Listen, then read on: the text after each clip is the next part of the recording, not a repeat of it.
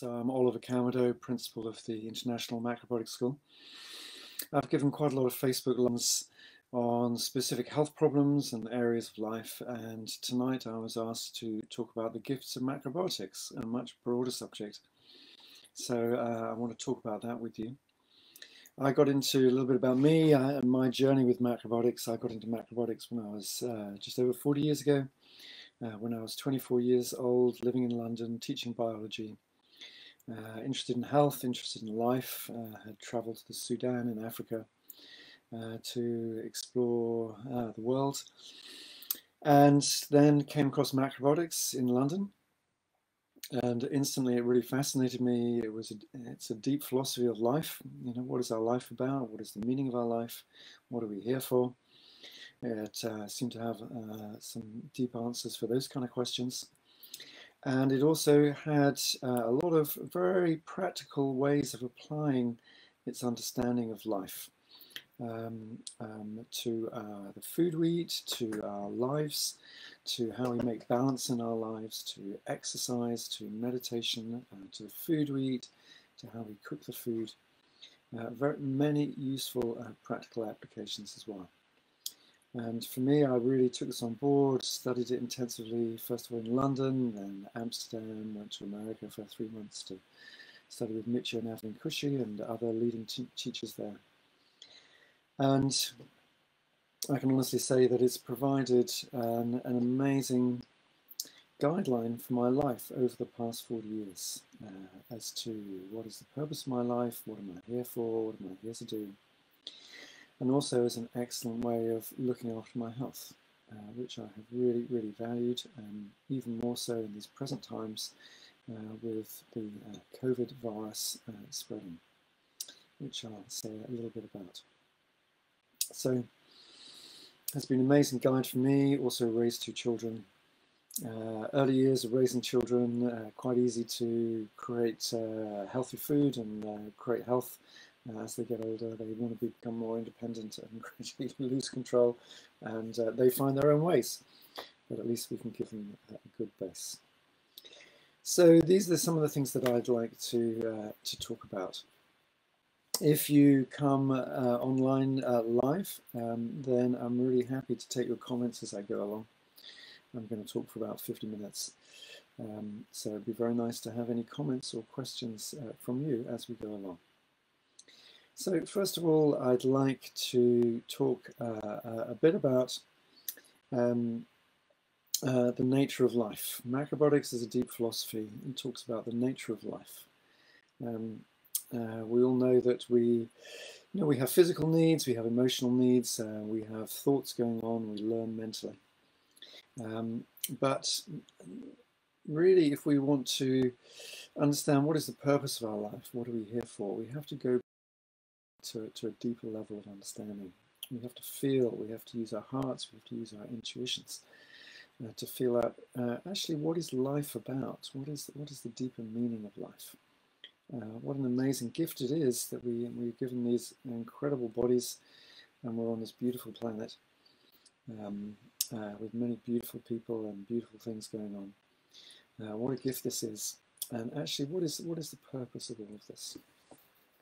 So for me, one of the greatest things I take from macrobiotics really is the nature of life.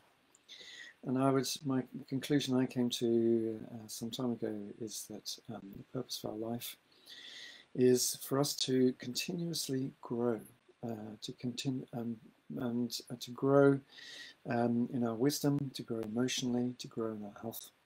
And for this, we need to be continuously learning. Learning is fun, isn't it? If we're doing something that's very repetitive, some kind of job or task that's very repetitive, we get bored.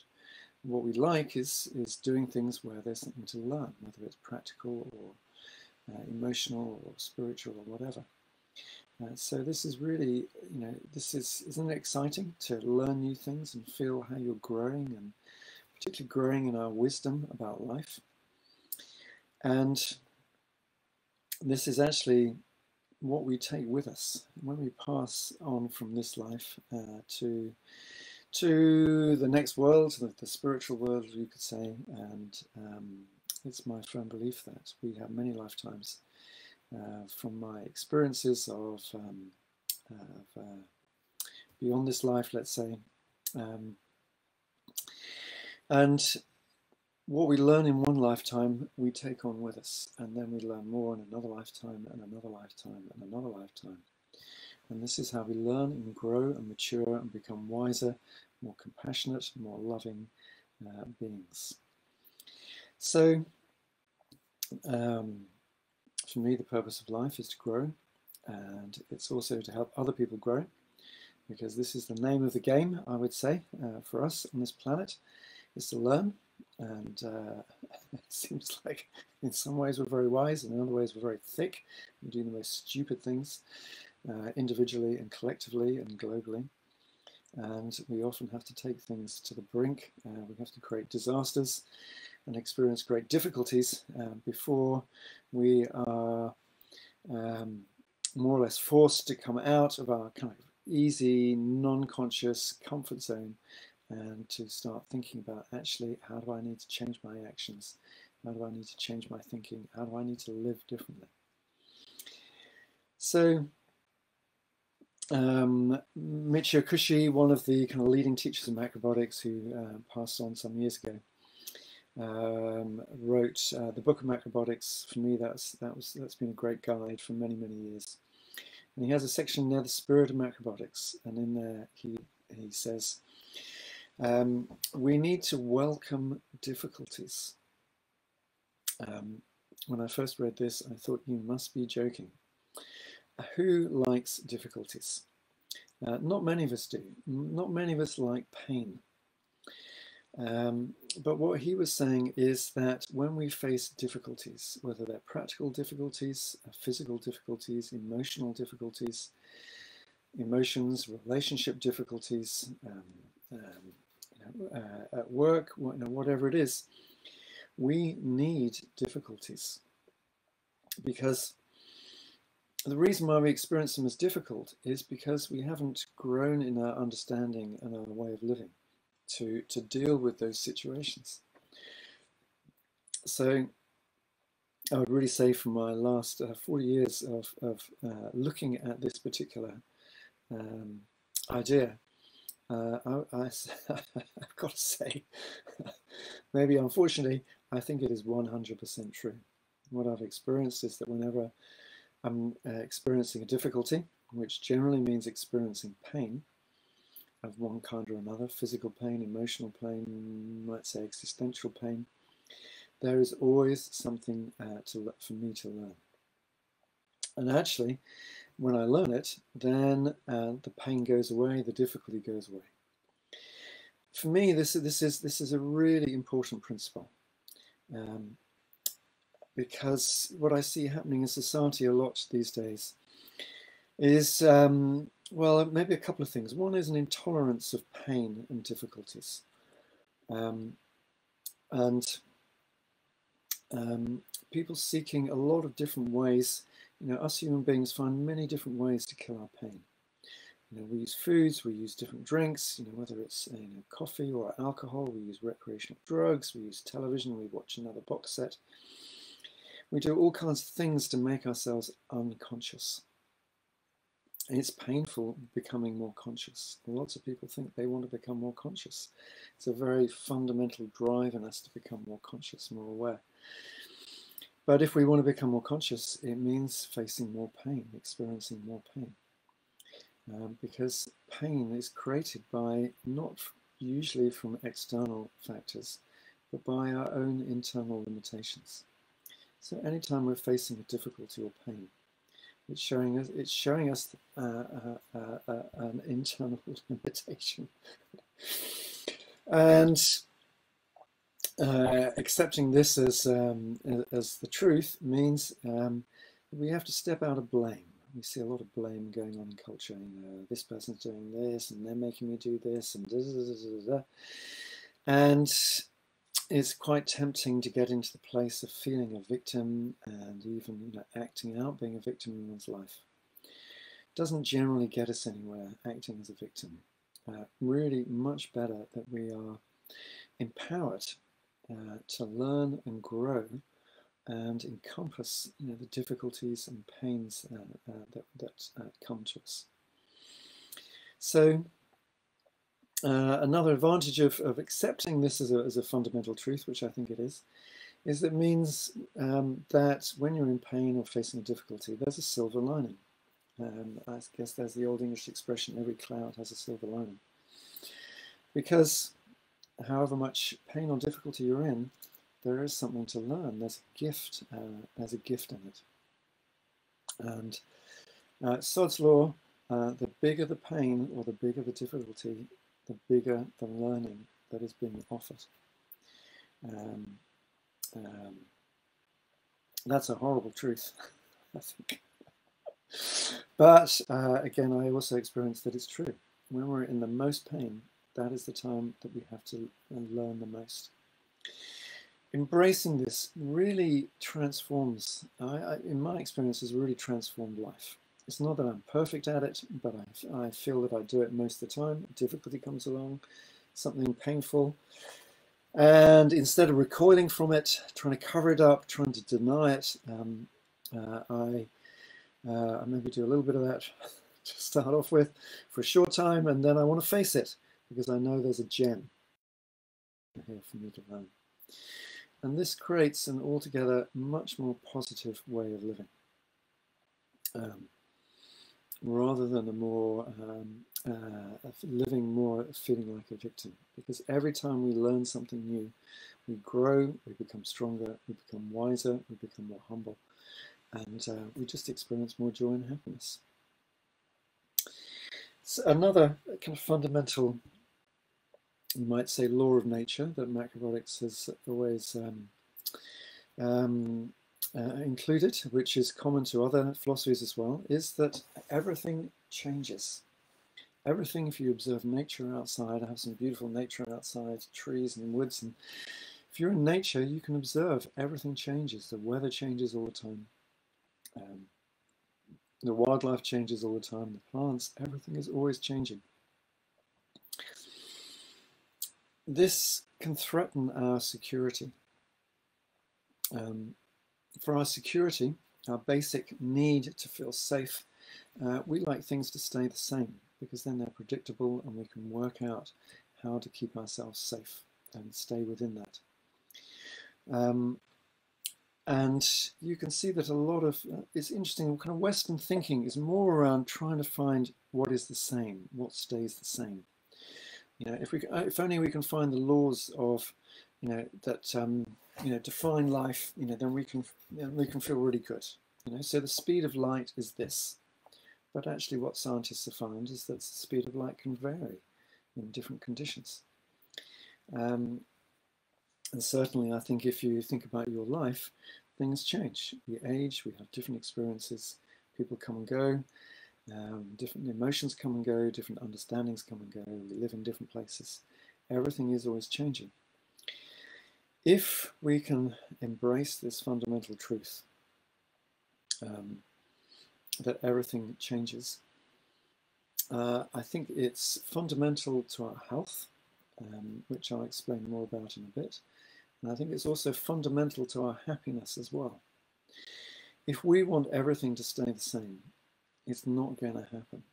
And if we eat the same food, have the same habits, do the same work in exactly the same way, if we live our lives in exactly the same way, something big is going to happen. Well, first of all, small things may happen, and then gradually bigger things will happen. Because nature, the universe, is moving, and if we try to be the rock that stays still in the river, sooner or later, the river is going to move it. So if we accept that everything changes in our life, and sometimes it's a real drag. Sometimes it's a real drag things change. We're making money in one way, and then we get bored with it, and we want to change, and then we have to kind of work out another way of earning money that's more in line with what we really want to do with our souls and our desires and urges and enjoyment.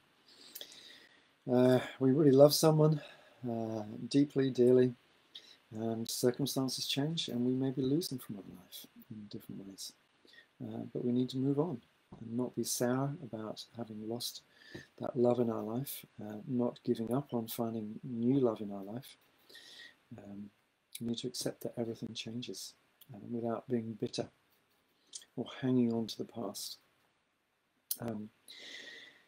Developing this way of changing, sometimes minute by minute, hour by hour, day by day, year by year, means we're much more in the flow. It means we can maintain our happiness and joy, which is in some ways you could say is our natural way of being. So these are a few of the more kind of deeper teachings of macrobiotics about life. Actually, if you look into many different philosophies and religions, they have a lot of these principles in common. So I want to go from that kind of bigger, deeper view to being more practical. Macrobiotics has become well known as a way of looking after our health, and particularly using food. And as Hippocrates in ancient Greece said a long time ago, food is our medicine and medicine is our food. And I think macrobiotics has really taken that to a highly developed level, without, very importantly, without becoming a macroneurotic, without worrying about all the little details and fearing getting them wrong. Living in fear is not healthy, and it's not what we need to do. It doesn't create happiness. It creates unhappiness and ill health. But macrobiotics does have an incredible depth of understanding of how food and lifestyle and emotions and different habits impact our internal health, and how we can make changes in all of these in order to maintain our health and keep up our vitality, avoid a lot of the chronic degenerative diseases which affect modern society, etc. Of course, not perfect. No system is. No one understands everything. But I've used macrobiotics in the last 40 years to maintain my health. I've had, from time to time, I've had a few minor health problems, difficulty, caused me to reflect. What have I done to create this problem? Once I had incredible stomach pains, gastroenteritis. What had caused it? In macrobiotic point of view, a lot of tension and heat in the stomach, not so much a bacterial or viral problem. What had I done in the week before? I'd pushed myself far too hard trying to sand the floors of my house with some very heavy sanding machines, because my partner was coming back and I wanted to get it all done before she came back. And I reached a point where I'd completely had enough, but instead of listening to my body and stopping and looking after myself, I pushed myself in because I wanted to make somebody else happy. And that was my learning in the situation, that it's not healthy to push myself beyond what my body really wants to do. I need to listen to my body. Nourishing myself is just as important as nourishing anybody else. So I got a deep learning from that. I also use macrobiotics to help heal myself with that problem. If you had gastroenteritis, it can be excruciatingly painful in the stomach. Vomiting, diarrhea, everything comes out, then excruciating pain. The one thing that really helped me was pack. Salt pack. You heat up coarse sea salt in a frying pan until it's very hot. Wrap it up in a towel tightly so none comes out, and put it on whichever part of the body. I put it on my stomach, and that was the one thing that gave me pain relief. And they last about an hour, and I just did them pretty much continuously for 3 or 4 days, as well as just kind of sipping water my stomach could take, and I gradually got myself out of it without having to use not recreational drugs, how to use medicinal drugs, which usually have a bit of a back to them. Using natural remedies, macrobiotics has a wonderful range of natural remedies, whether they're compresses, plasters, different drinks, different food remedies, which don't generally have a back to them. If we have a fever, then we wrap a cold towel around our head. to take the heat out, rather than taking a painkiller or an anti-inflammatory. And the same with our children, rather than giving them Calpol, because these things often suppress our symptoms. They can suppress the heat coming out of the body, and then the heat stays in the body, and then the heat builds up, and if we keep doing that, then we get a bigger problem. Much better to use some cold towel around the head with a child, maybe a tepid. Use some ways of taking the heat out of the body, because that's what the body wants. It wants the heat to come out. Suppressing it and stopping it coming out is the worst thing you can do. So macrobiotics has many wonderful natural remedies. So I found macrobiotics a wonderful way of being able to keep my health up, and to help with some minor health problems sometimes when I've had them. I've been very fortunate that I think I've only been to see a doctor twice in the last 40 years. The first time was when I had a really severe headache early on, yang headache. Still kick myself. Didn't kind of fully understand. I was a little bit too rigid about my application of macrobiotics. I should have just gone out and eaten a few melons or half a dozen oranges or something like that, and I think it would have cured it. But anyway, I went along to the doctor, who gave me a painkiller. I was amazed that just taking one pill dispersed my headache. I thought, wow, this is really powerful medicine. And the second time, I think, was when my martial arts teacher broke or cracked several of my ribs, and a very nice punch. And so I went along to the doctor to have that confirmed, that it was in fact broken ribs. Ran into a wall once playing squash. Went and had my eyebrow glued up by a nurse. So Western medicine can be wonderful when we really need it. But so far, I haven't had a lot of use of it. And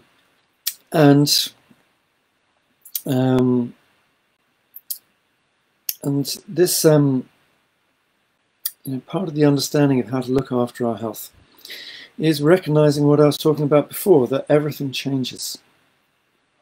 What we get a lot of these days, I mean, my goodness, things have changed in the last 40 years. 40 years ago, there was basically one diet, the standard Western diet: meat, dairy foods, loads of sugar, loads of refined foods, loads of processed foods, very little whole foods. And that was it, and that was thought to be healthy, and there was no link between diet and disease, heart disease, cancer, diabetes, whatever. There was no link between food, so just eat whatever you like. Now we have this plethora of different approaches to health, and 35 years ago, when I started giving health consultations, the main problem was getting people to eat whole foods and eat a more plant-based diet, and to reduce or cut out meat and dairy foods and sugar and processed foods. Now it's people are eating such varied diets, no carbohydrates diets, one extreme, high protein diets, just all kinds of different things. Many of them have some truth in. But one of the big mistakes that a lot of them make is that they say this diet is good for everybody. That can never be true. We all need something different. And also, because everything changes, we need to change our food. Our health is changing all the time. And so we need different food all the time. So if we really want to eat to keep up our health, then we need a way of understanding how our health changes, and then know how to adopt our lifestyle, our food, our exercise, etc., to keep bringing us back into balance. So, for example, maybe we're greatly overworking and we're building up a lot of heat and a lot of tension in the body, which creates a lot of heat in the body, and then maybe we start getting headaches or migraines or heavy painful periods, or maybe our stomach gets very tight and then we start getting some acid reflux, or eventually a duodenal ulcer or something like that. Okay, so we can recognize the kind of imbalances that are happening in these cases. With headaches and migraines, very often there are signs that the liver and gallbladder, which create a lot of heat, have a lot of control in Oriental medicine of the energy flow around the body. When we build up a lot of tension in these organs, eventually it has to go somewhere, and it can, like a volcano, it can suddenly explode upwards and create a lot of congestion in the head, expanded blood vessels, etc. And then we have a headache or more severely migraine. However, if we look after our liver and our gallbladder and we keep it relaxed, and when we start seeing those first signs of building up heat and tension, we rebalance. So maybe we're getting some minor headaches, a bit of aching behind the eyes. Maybe we notice we're becoming more irritable and angry and short-tempered and impatient, which are also all signs of a liver imbalance. So we think, oh, okay, I need to chill out my liver. I'm gonna eat lots of light food, lots of vegetables, lots of sour tastes. I'm gonna do something fun. I'm gonna have a hot bath, hot shower to relax. Maybe I'll watch a comedy and have a good laugh, lighten up, release some of this tension, or maybe go and take some exercise to let some of this energy out of the body. We rebalance our livers, and then we avoid getting the headaches and migraines. One of the things, so macrobiotics, and from its roots in Oriental medicine, has a really in-depth way of monitoring our health. There's a lot of different methods of what's called Oriental Diagnosis or Oriental health reading. Oriental Diagnosis is different to Western diagnosis. It's not diagnosing specific illnesses in the body. It's diagnosing imbalances, tensions, weaknesses, stagnation, congestion, fat buildup, etc. in different organs and parts of the body. And what I find very interesting is how Western medicine is so incredible in its understanding of how the body works in some ways and what it can do, and yet how undeveloped it is in other aspects. And one aspect it's undeveloped in is understanding our health. So generally, health in the West is defined as not having any symptoms or diseases. However, that is, so if someone doesn't have any symptoms or diseases, then they're considered to be well. Also, there's often confusion between fitness and wellness. If someone is very fit, it's assumed that they're very well. Fitness is one aspect of health, but people can be fit and actually have very big health imbalances going on in the body. And the reason, one thing which demonstrates that this really is not true is that someone can have no symptoms, they can be energetic and appear well, and then they can get a heart attack, or they can get a stroke, or they can discover they have diabetes, or they suddenly develop arthritis, or any number of other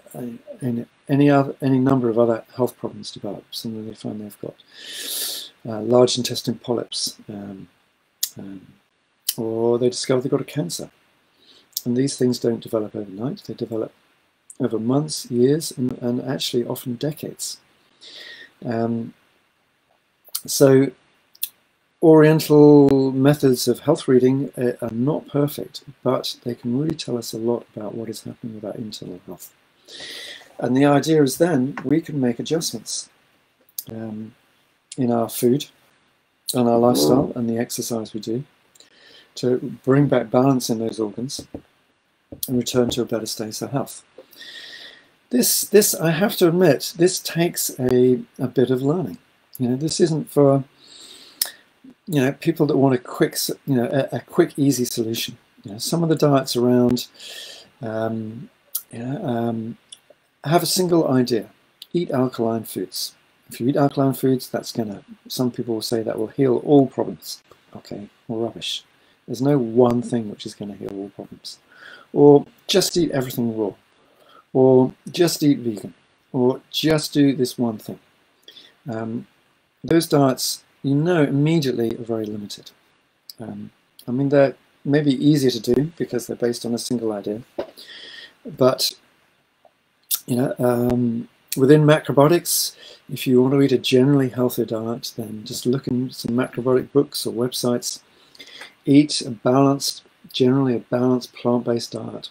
Maybe 20, 30, 40% whole grains, 40, 50, 60% vegetables, some plant-based protein, beans, tofu, hummus, etc. Some seeds, some nuts, some fruits, some sea vegetables, which are very rich in minerals.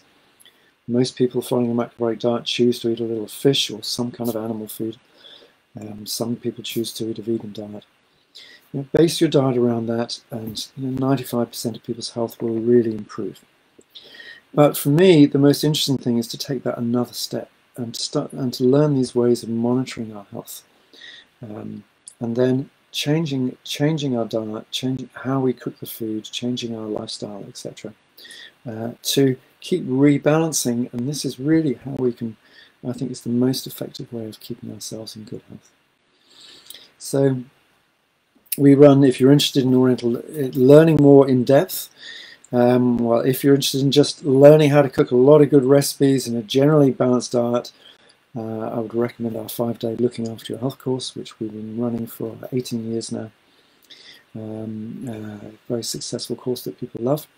But we're also studying Oriental Diagnosis, so you can learn how to change your food according to your changing health. If you want more depth than that, then our 30-day foundation year course will really give you a deep understanding. So we've actually got one of those happening right now. And they've been studying the 5-element or 5 transformation theory, which governs 5 different pairs of organs in the body. So it's a really, so we do one per day. We do exercises to help the liver, gallbladder, or the stomach, spleen, or the kidney, bladder, etc., lung, large intestine. And then we look at how to maintain health and how to heal in those different problems in those different areas. And then we cook food, which is very strong in that particular element. So this is all, you could say, roughly balanced plant-based food. But what is so interesting, the reason why we teach it in this way, is that we teach, so we cook some food which is particularly strengthening for the kidneys and the bladder. Some people after that meal feel really, really good because they have some weakness in their kidney and bladder, and they eat, they eat these kind of more longer cooked, mineral rich, and maybe kind of heavier foods, and they just feel great afterwards.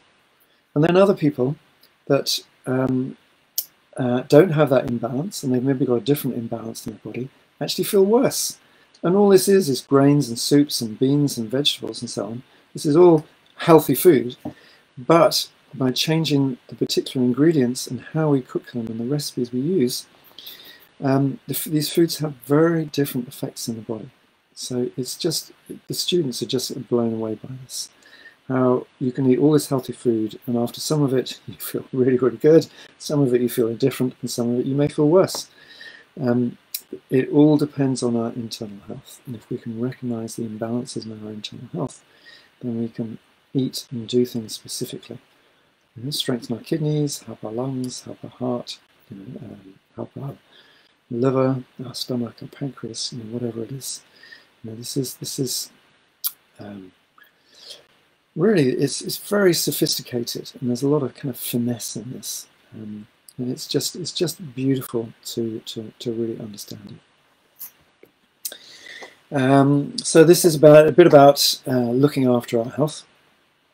Really, what we the potential for us to look after our own health rather than waiting until we get sick and then using Western medicine to try and heal ourselves. The potential is just enormous, and this is one of the things that keeps me working and running the International Macrobiotic School, is that I really, really want people to know about this. There is so much physical, emotional suffering and pain going on unnecessarily. And okay, I've said pain's a good idea, it's where we learn, but we don't have to create it. It will come along all by itself. Really, we could avoid so much illness and suffering, and so much money as well. This really overburdened National Health Service we have in the UK, and probably in other countries as well. Really, if we all learn how to look after our health, we would save so much money. In the UK now, I think we're up to spending 18 to 20 billion pounds just treating one illness, diabetes, and all the complications that come from diabetes: blindness, gangrene, amputations, heart problems, kidney problems, etc. 20 billion. And if diabetes is on the increase, if it doubles, then we've got to find another 20 billion pounds to treat this illness. And type 2 diabetes, the vast majority of diabetes cases are type 2, is now, even Western medicine is seeing it's a diet and lifestyle caused illness. It's a diet and lifestyle caused illness. We don't need any more genetic research to see what genes are involved in all the rest of it. It's a diet and lifestyle caused illness. So if we all exercise well, have a more balanced life, and we eat a plant-based diet, and we avoid processed foods, low fiber foods, we avoid sugar, etc. And I'm going to come on to say that avoiding sugar, that doesn't mean that's not going to be the worst pain you've ever experienced in your life. So much fantastic food, including some amazing desserts, which just anybody would enjoy. So you don't have to be deprived to eat healthily. If we learn how to avoid diabetes, then we can save ourselves 20 billion collectively. We can save a lot of pressure in the NHS. And this is true with heart disease. I just from NHS patient had an update. This is a medical website. 4 out of 5 cases of heart disease could be avoided through changes in diet and lifestyle. 4 out of 5 cases of heart disease could be avoided, and it's the same with strokes, cancer. Cancer.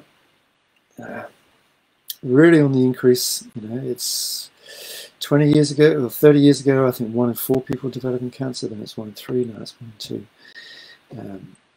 It's nothing. It's something none of us want to get. Well, change your diet and lifestyle. This is a major contributory factor towards cancer, and Western medicine is showing this now.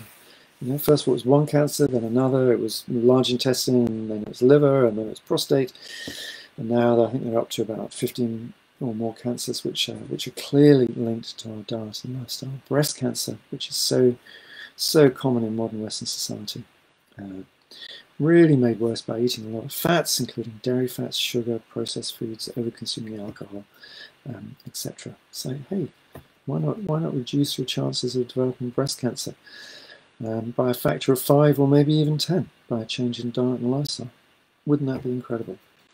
The potential for us to look after our own health and just use Western medicine when it's really necessary. And I have nothing against Western medicine. At times it is just the best, and it's what we need. I'm just against it when it's been used to heal illnesses which we could heal naturally in other ways, often very simply. And then Western medicine is making things worse. It's not making things better. If we take a pill to try and get rid of a problem, then we don't have to go through that process of experiencing pain and reflecting, how have I caused this pain myself, and what changes do I need to make in order to relieve this pain? We don't go through that learning process. So instead of getting healthier, we get sicker. And this, unfortunately, is valuable are in certain situations. They also can make us very lazy about finding the true causes of our illness and pains. So for me, macrobiotics has been a wonderful system for maintaining health, and I've given thousands of health consultations in the last 30-35 years, and I've seen over and over again how a combination of diet, lifestyle changes, specific exercises, often some emotional healing, can heal all kinds of problems, including often some really serious problems. So if you'd like to learn how to look after your own health, just check out our courses on our website. Look at 5-day Looking After Your Health course, 30-day foundation course. Then another aspect, another kind of very practical aspect of macrobiotics, applying the philosophy, understanding, coming from the Orient, it's understanding life as not only composed of the physical world, the emotional, the mental world, but also the energetic world that is common to most, or nearly all, traditional, really truly traditional understandings around the world. There is a life energy, which is our body works because of the life energy flowing through it, through the acupuncture meridians, through the chakras, etc., as well as working for physical reasons. The body, how we function, who we are, is understood in the same way, and also our food is understood in the same way. Different foods have different energies, so they affect our body in different ways. Grains and beans and different vegetables and fruits and things, everything affects our body in different ways.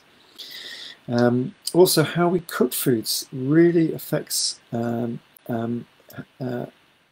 they do in the body. So in Western nutrition, a carrot is a carrot. There's certain nutrients in carrot, and there's lots of good reasons for eating carrots because they contain good nutrients. But how we cook that carrot vastly changes the effect it has in the body.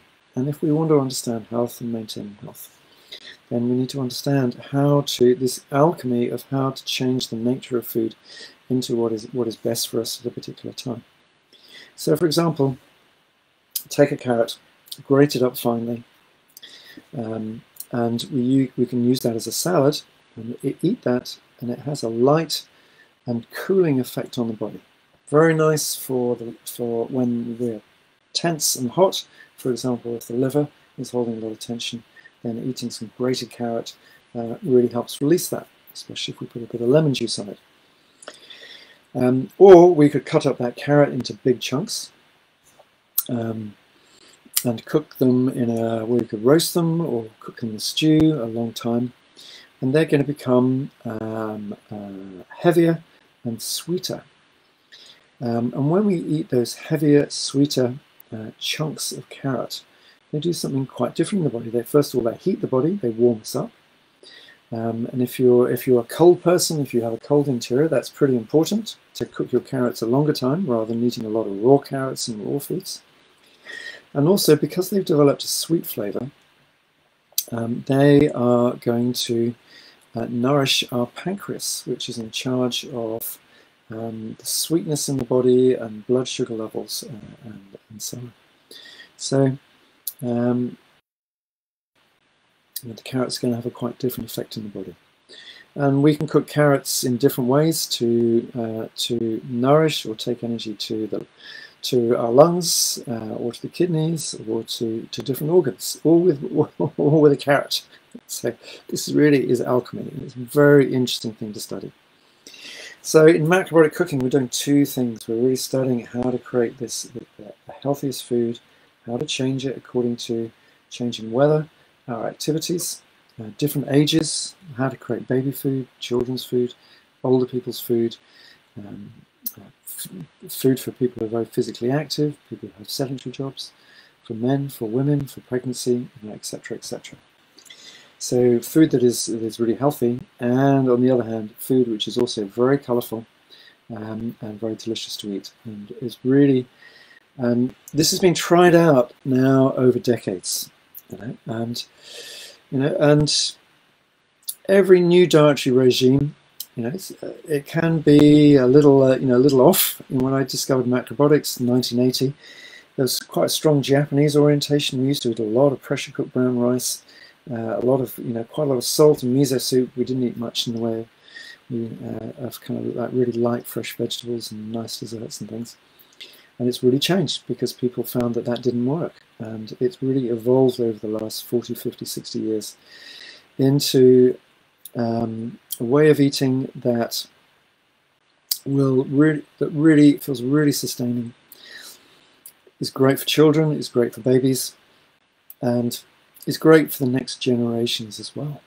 Really, if we to consider a diet healthy, it needs to be good not just for us now, it needs to be good for the next generation and the next and the next and the next. We need to try it out over a number of generations. Macrobiotics, has been doing that, and many of the people that started with macrobiotics have had children and then grandchildren, great-grandchildren, and learned some things on the way. Children need a lot of variety. Don't be too, don't limit them too much, and so on. But it's a really well worked out, sustainable and healthy way of eating now. So that's the third great benefit. And we have an amazing cooking school here. A really large, beautiful room with 10 workstations and a demonstration area. Because this is the medicine room and the pleasure room combined at the same time. This is where people learn to make the most amazing food that is not only best for their health, and then we sit down and we eat like lords and ladies. We just have the most amazing food to eat all the time. So that's like a third advantage. A fourth advantage I'm just going to mention quickly.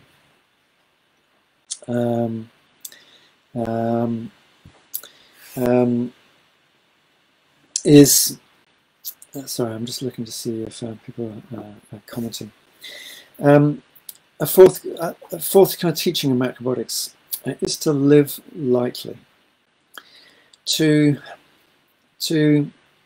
eat and buy what we need to have a pleasurable, comfortable life, rather than what we want or what we're convinced that we need to buy. The advertising and kind of commercialism that there is out there. Let's be careful, because everything that we consume comes from, where does it come from? It comes from the earth. Our food comes from the earth. All the materials we use come from the earth. And if there's one thing we really need to be learning at this time, it is how to live lightly on the earth, because we're taking too much. So you're looking for clothes, look for clothes, cotton. This is cotton, natural fibers. Ecologically grown if possible.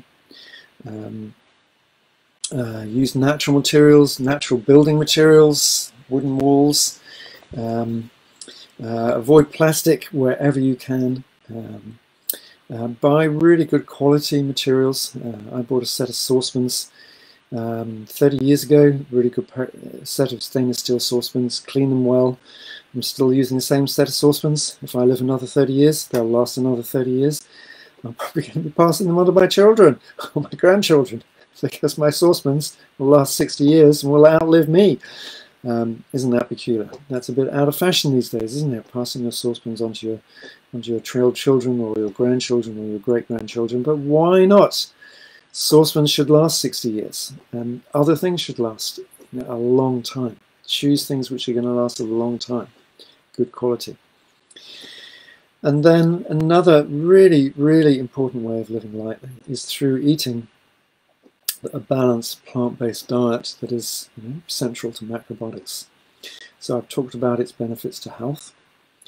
Eating a plant-based diet is also the diet that will feed the most people in the world.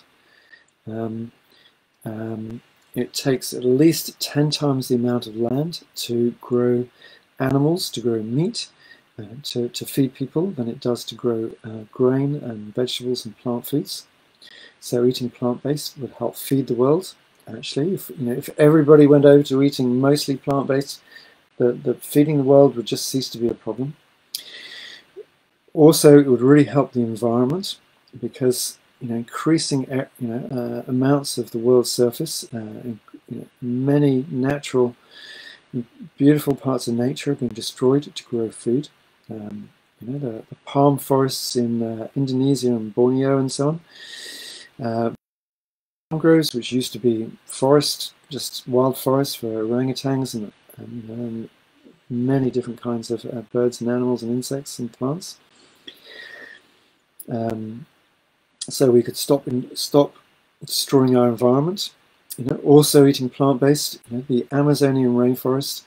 If you want to know the extent to which the Amazonian rainforest is getting destroyed, go on Google Maps or one of these maps, zoom in a bit, and you'll see these big patches taken out the rainforest all over the place. Funny, they're all square or rectangular. Why is that? All made into fields, really big areas. And you may know, the President Bolsonaro is very encouraging of that and destroying native people's land, and as well as the jungle, which is sustaining life on the planet. So most of those fields are either for grazing cattle or for growing soybeans, which are then exported to Europe, North America, China, which is unfortunately really increasing meat consumption, for feeding to cattle. So if we, eating plant-based would instantly help slow down the destruction of the Amazonian rainforest.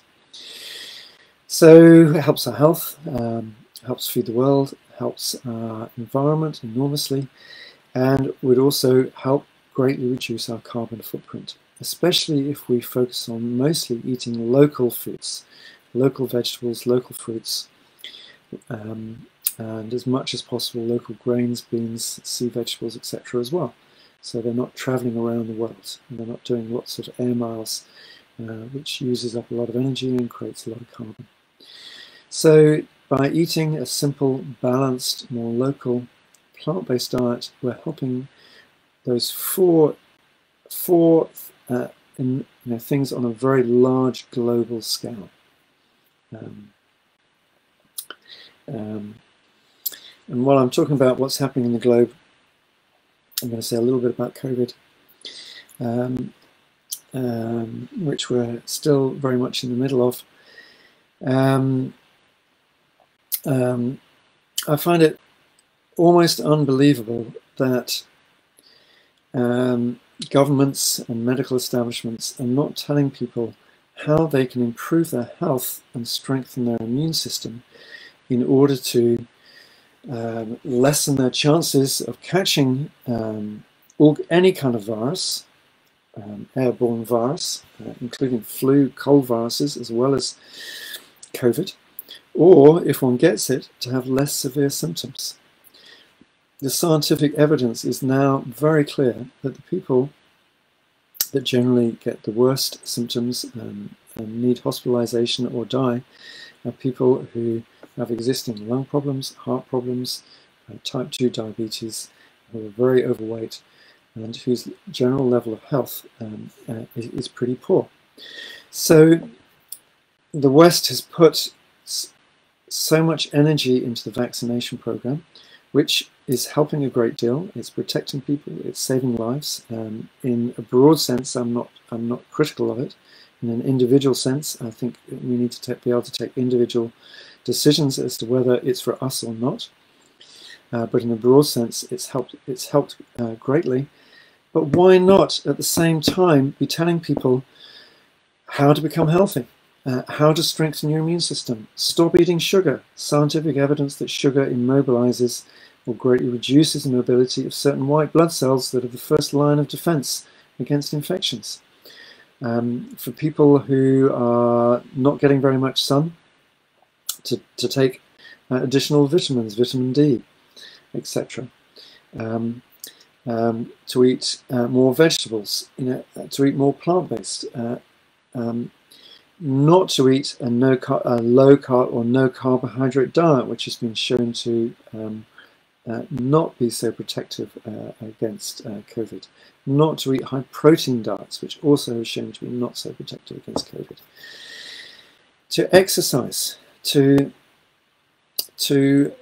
balance our lifestyle, to take some of the stress out of our lives, because stress diminishes our immune system. There's so many things that we can all be doing to strengthen our immune system. And I'm sure on our website, under the information tab, you'll find a whole, I think a 3-part course I did some time ago on how to strengthen your immune system. Why aren't they telling us this? Alongside the vaccination program, alongside all these other things, why aren't they telling people how to improve their health and strengthen their immune systems? It just beggars belief. It really, really should be happening.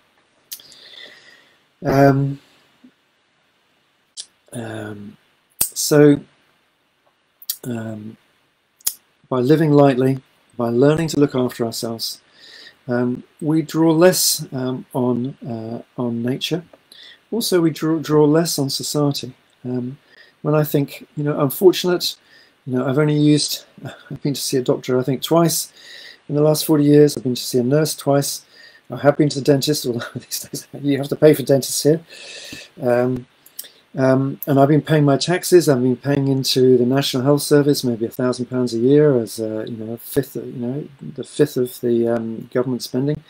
I've probably spent I don't know, £30,000–40,000 on the National Health Service, and my 4 visits, which were about at most 10 minutes each, those 40 minutes of visits to the NHS have cost me £30,000 to £40,000. So I'm a net contributor to the health system. Other people are net takers from the system. And I'm not getting into blame or making people wrong. Some people really, really need that for no fault of their own. But overall, the potential for us to look after our health and take less from nature and to take less from society really is enormous. And I'm going to finish by saying that macrobiotics has always, part of macrobiotics has always been a movement for change, for improvement and change in society and globally. It actually started, or it was very influenced during the Second World War. It was started by a man called George Osawa and his wife Lima, who went through the Second World War, and they saw the horrors of the war, and they saw macrobiotics as a way of creating peace in the world through individual transformation to a more healthy, peaceful disposition to create more peace in the world. And I think this is really true, that through our individual biological, physical transformation, emotional transformation, and spiritual transformation, we become more peaceful. And this is a way to create more peace in the world, which we really, really need. More extreme behavior, more extreme views often go along with more extreme, or definitely go along with more extreme ideas, often go along with more extreme foods as well. When we eat more balanced food, it definitely has more balance and effect on our mentality and our emotions, as well as on our body. So really, and the larger view, in many people's way of looking at it, from a Western point of view, we're moving from this astrological age of Pisces, which we've been in for about 2,000 years, which is a much more materially oriented society, into the age of Aquarius, as in the musical that ran for 30 years in London, or maybe it still is, which is a more socially and spiritually aware time. And this idea is present in a lot of different traditional societies around the world, that this is how the norms change. And personally, I started becoming conscious about 40 years ago, in my early 20s. And environmentalism was very small. Hardly anybody heard of environmentalism. I went to the One Friends of the Earth office in London, which was a tiny little office, barricades on the door because people didn't like them. Environmentalism now is global in 40 years. Understanding of food and health, 40 years ago, food had nothing to do with health. You could just eat what you want. It's just for pleasure. Now the true consequences of unhealthy diet, processed foods, etc., has really been widely accepted in 40 years. Yoga, complementary medicine, ways of developing our consciousness. So many things have expanded greatly in the last 40 years. We really are at a time of fast change. And really the question which I want to ask everybody is, I could go on with a lot more detail about the change, and we're moving from this time when material things are most important. I'm not making material things unimportant. Material things are important, so we have homes, good food, shelters, etc. But where material things are the most important, money, land, possessions, resources, etc. We're shifting from that being the most important to people's health, people's happiness, people's development and peace. And this needs an enormous shift on the earth. And we all need to ask ourselves the question, are we going to be one of the people who are dragging the progress backwards by maintaining those old ways of living and those old attitudes? Or do we want to be part of the new wave that is creating this new way of living? More and more people are all the time, in many different ways, environmentally, health-wise, consciousness-wise, economics-wise, how to run businesses-wise, agricultural-wise. This is what we need so much at this time, is this push to a more conscious, more considerate, more global consciousness and way of living. And for me, macrobiotics I've studied a lot of other things. Macrobiotics has been a wonderful gift for me to be able to contribute to this new wave over the last 40 years. So if that excites you, again, please come along and study here at the International Macrobiotic School, or if you're in other parts of the world, other macrobiotic centres, and teach us. Become part of the new wave. We have self-help courses. If you really want to go further, we have training courses. Become a health guide, become a shiatsu practitioner, become an amazing cook, become someone who can really help guide hundreds and hundreds or thousands of other people towards greater health and happiness, and really help the globe at this time. So, thank you very much for listening. And Michelle, many thanks for your comment. Always love your talks, always learning and open to learn. So that's a nice comment. So I'll leave it at that. If this inspires you, then please get in touch with me personally, check courses online, and come and join in the fun and the learning.